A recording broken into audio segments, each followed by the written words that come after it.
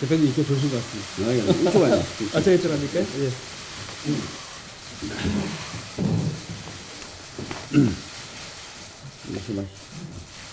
보통은 그 대표님께서 먼저 말씀을 주신데 오늘은 그 대표님 제가 뵙자고 청을 했고요. 그래서 제가 먼저 대표님께 말씀을 드리도록 하겠습니다. 어제 그 고용 통계도 발표가 됐고 최근에 이제 미중 무역 마찰 등 대외 그 리스크 요인 등으로 우리 경제의 활력을 높이고 특히 그 일자리를 많이 만들어야 되는 그런 상황이 있습니다. 경제 활력을 높이고 일자리를 만들기 위해서 정부가 혁신 성장을 본격적으로 추진을 하고 더한 채 박차를 가할 계획이 있습니다만 혁신 성장을 위해서도 가장 중심이 되는 핵심이 규제 개혁입니다.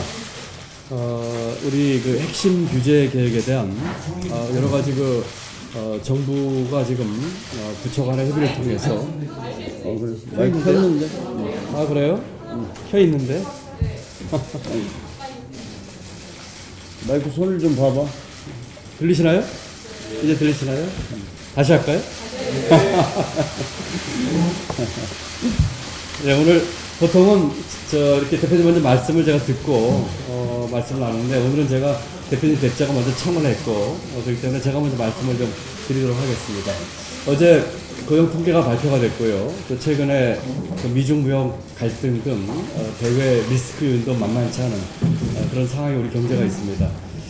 우리 경제가 지금 경제 활력을 좀 되찾고 특히 그 일자리를 많이 만들어야 되는 그런 상황이 있습니다. 경제 활력을 제고하고 일자리를 많이 만들기 위해서는 무엇보다 혁신 성장이 중요하고 정부는 전 부처가 지금 혼연일체가 돼서 혁신 성장을 이루기 위한 박차를 가하고 있는데 혁신 성장의 핵심은 역시 규제 개혁이라고 할 수 있겠습니다.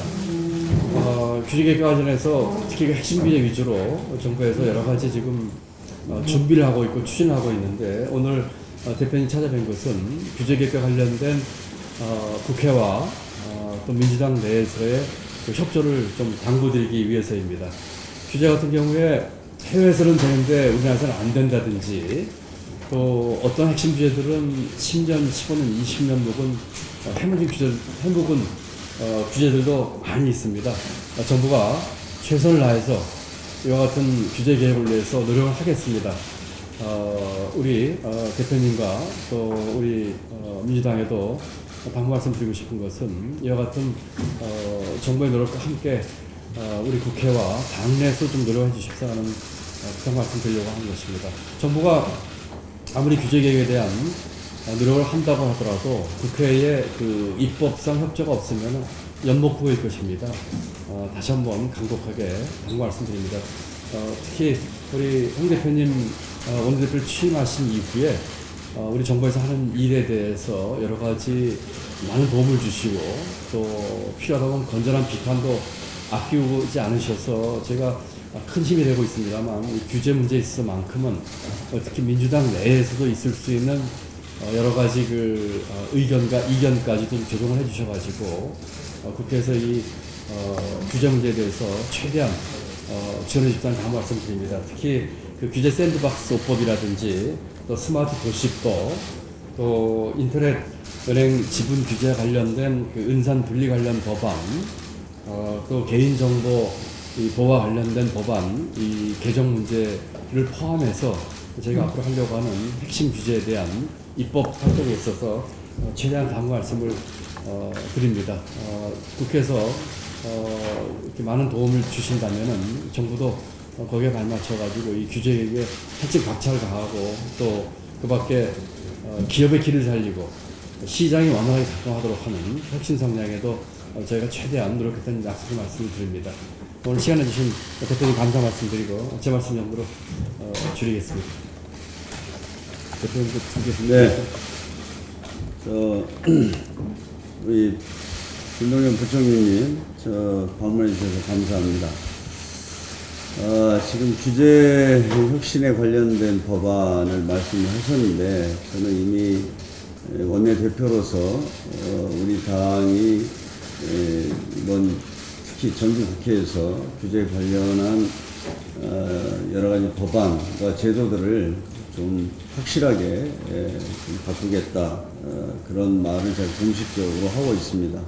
그래서 사실 이 규제 문제는 뭐 우리 당이 좀 소극적이거나 또 내부적인 의견이 조정이 되지 않아서 이게 추진되지 못했던 측면이 분명히 있습니다. 저거는 한두 번 공식적으로 말씀을 드렸습니다만, 제가 좀 8월 달까지는 그런 의견들을 좀 해소시키고, 정부와 당이 규제 혁신 관련한 법들에 대해서는 좀 일치된 의견으로 정기국회에 임하고자 합니다. 저는 이제 이 규제 혁신을 또 이야기하다 보면 마치 이 규제 완화가 안 돼서 경제가 나빠졌다, 이렇게 또 결론을 내리는 것도 저는 문제가 있다고 생각합니다. 그것은 다 아시겠지만 지금 4차 산업혁명이라든지 여러 가지 과학기술의 발전으로 우리 경제 환경 자체가 바뀌고 있고, 또 그래서 거기에 어떻게 대처하는가 하는 문제도 굉장히 중요합니다. 예를 들어서 저는 우리 정부가 그 성장 잠재력을 높일 수 있도록 또 함께 노력해 왔어야 되는데, 지난 한 10년의 정책들을 보면 토목공사나 하고 그 다음에 뭡니까, 부동산 경기를 부양해서 이렇게 경기를 관리해 오다 보니까, 경제를 관리해 오다 보니까 실제로 지금 많은 구조적 한계에 부딪히고 있다고 봅니다. 이 문제도 저는 정부가 분명하게 좀 반성하고 그 토대 위에서 새롭게 우리 성장 잠재력을 어떻게 높일 것인가, 우리 한국 경제가 부딪히고 있는 구조적 문제들에 대해서는 정말 어떤 노력이 필요한가에 대해서 저는 좀 많은 논의가 필요하다, 이렇게 생각을 합니다. 그래서 제가 아무튼 뭐 다시 말씀을 드리지만, 규제 혁신과 관련된 법안은 저희가 또 규제 샌드박스 5법을 이미 제출을 했습니다. 근데 다 아시겠지만은 우리 국회가 또 방탄국회 때문에 4월 이후로 이 소집된 적이 없습니다. 그래서 뭐 그거는 저희 입법부의 책임입니다만은 좀 그런 문제들에 대해서는 그 다른 야당들하고 협의를 해서 적어도 규제 혁신에 관련된 법안은 다른 야당들하고도 함께 할 수 있도록 사전에 의견들을 조율하고 조정하면서 정기국회 전에 좀 성과를 내도록 하겠다, 이런 말씀을 분명히 드리겠습니다. 그리고 뭐 우리 부총님 오셨으니까 지금 이제 그 최저임금에 대한 논의가 지금 이루어지고 있지 않습니까? 아마 최저임금 심의위원회에서 하겠습니다만은, 제가 얼마 전에 한국노총과 정책협약을 했습니다.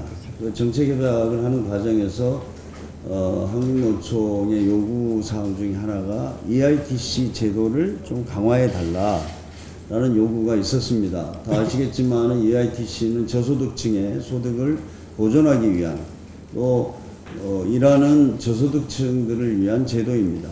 그래서 지금 현재도 한 116만 가구에 1조 2천억 정도 예산을 이렇게 투입하고 있는데, 저는 이런 것들을 좀 대폭 늘리는 것이 그 정책의 어떤 성공을 위해서 대단히 중요하다고 생각합니다. 이거는 또 야당도 요구하고 있는 사항입니다. 그렇기 때문에 저는 이 정부가 이런 EITC에 대한 어떤 정책을 그냥 일방적으로 발표하시지 말고, 저는 노동계를 포함한 어떤 사회적 대화를 통해서 좀 더 좋은 어떤 EITC에 대한 정책적인 대안을 사회적 대화를 통해서 만들어내고, 그것을 정부가 수용하는 이런 방식으로 추진했으면 좋겠습니다.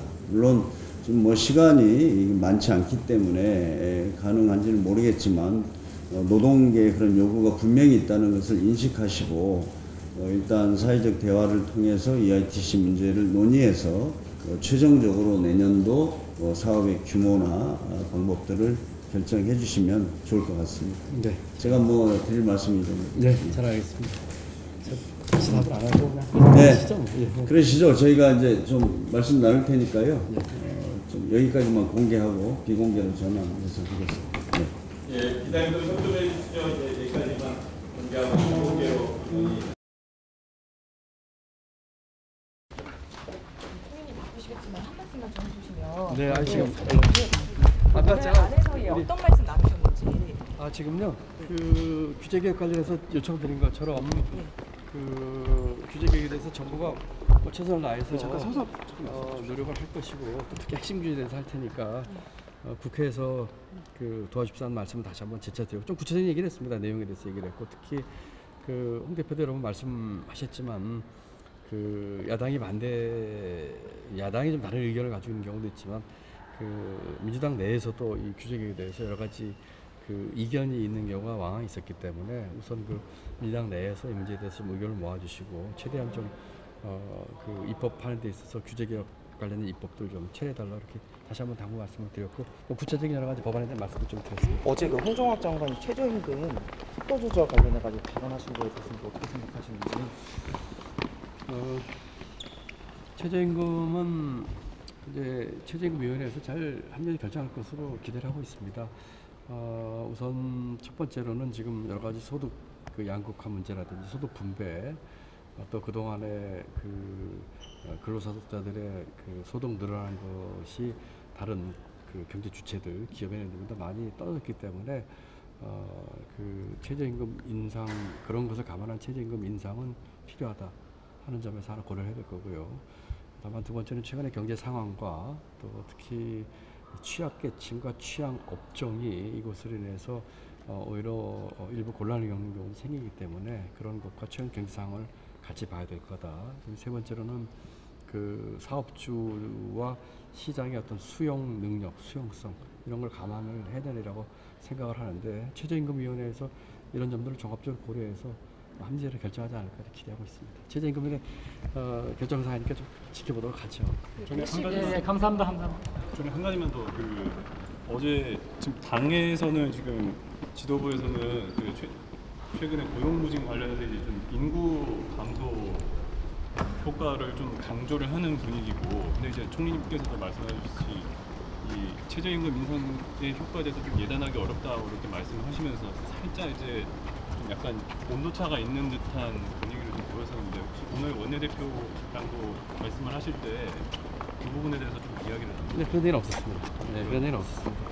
이제 52시간 관련해서 그 특별 어제 저 고용 그 통계 나온 것 때문에 아침에 그 경제장관을 모여서 경제 현황 간담회를 열었습니다. 뭐 그것 때문에만 연 건 아니고 그거 플러스 이제 지금 중미 무역 그 갈등과 관련돼서도 미치는 영향이나 앞으로 이제 그 전개될 수 있는 시나리오별 대책 때문에 그걸 했습니다. 고용 관련해서는 그 구조적인 문제가 있고요. 말씀하신 것처럼 인구 문제라든지 또는 우리 산업의 그 고용 창출력이 좀 떨어지는 문제들이 있어요. 우리 주력 산업들이 이런 구조적인 문제, 그다음에 경제적인 요인이 있습니다. 지금 내수나 또 이 소비 문제라든지 이런 여러 가지 굉장히 같이 이제 복합적으로 작용을 한 것으로 저희가 보고 있거든요. 그렇기 때문에 이 고용 문제가 그 공정정책에서 가장 중요한 정책의 그 일자리 만드는 것이 목표이긴 합니다만 이런 구조적인 원인과 경제적인 원인이 같이 복합되어 있기 때문에 단기간 내에 개선되기는 쉽지 않을 거예요. 그렇지만 여러 가지 정부는 빠른 시간에 할 수 있는 것들, 특히 이제 이달 안에 이제 하반기 경제 정책 방향 발표를 할 거거든요. 그리고 또 1, 4분기에 있었던 그 소득과 분배에 악화된 대책을 좀 내놓으려고 하고 있으니까 그런 것들 포함해서 단기적으로 할 수 있는 것들은 단기적으로 할 계획이 있고요. 또 중장기적으로 아까 말씀드린 그런 구조적인 문제에 대한 것들은 좀 중장기적으로 봐야 될 점들이 있기 때문에 그런 관련된 대책도 같이 묶어서 빨리 할 수 있는 그 대책들, 또 중장기적으로 해야 될 대책들 그런 것들 같이 이렇게 그 일종의 투출액이라고 할까요? 그런 식으로 해서 대책을 만들도록 하겠습니다. 감사합니다. 넘어가시죠. 감사합니다. 예.